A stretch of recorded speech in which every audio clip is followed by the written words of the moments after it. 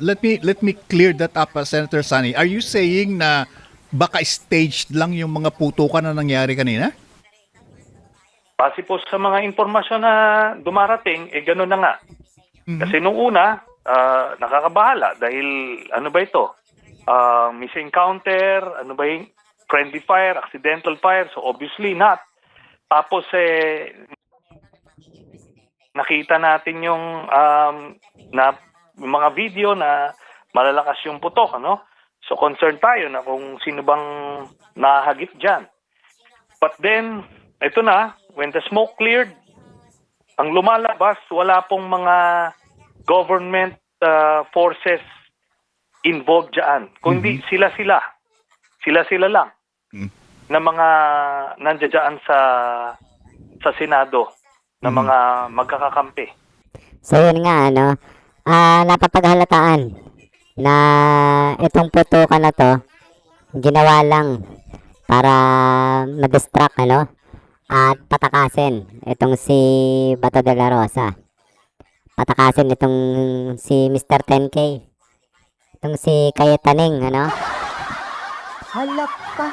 Ginawa lang yung gulo para patakasin itong visit na De La Rosa na charges ng may kinakaharap na crime against humanity, na may pinatay na libo-libo. Basahin natin yung sinasabi ni Cayetaning. If I was in his shoes, I will escape when it's least expected. But again, mali yung word na escape. But because there's no warrants, so he's free to go. Halak ka. Tinan mo nga naman, wala daw warrant. Nagdudumilat yung warrant ng ng ICC. Diba? Nagdudumilat.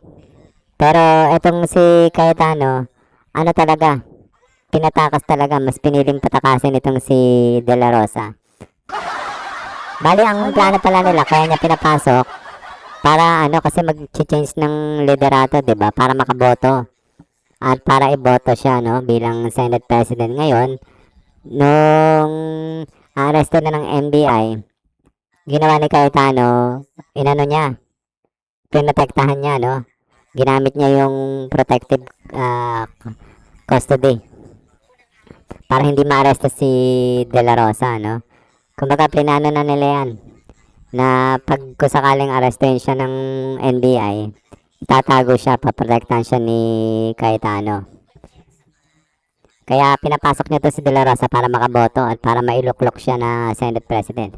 Tapos itong gulo, nung itong kahapon, yung barilan, sila-sila din daw yan.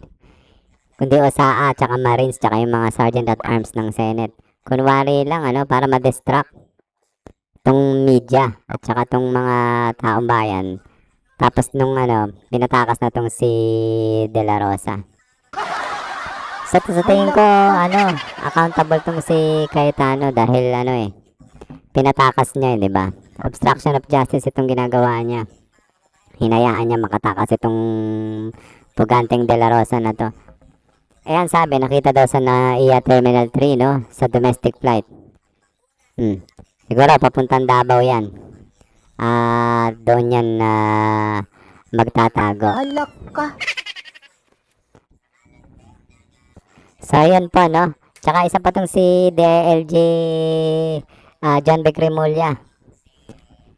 Halos wala rin tong ginawa sa pag-aresto dito kay De La Rosa. Dapat ito palitan na to ni Trillanes Dahil mas masigasig pa tong si Trillanes sa pag-aresto dito sa mga kriminal. Kaysa dito kay John Vic na parang tutulog-tulog. At mukhang mahina. So yun lang pa mga kababayan, pinatakas talaga ni Cayetano ito. Plinano niya yan. So dapat siyang managot dyan.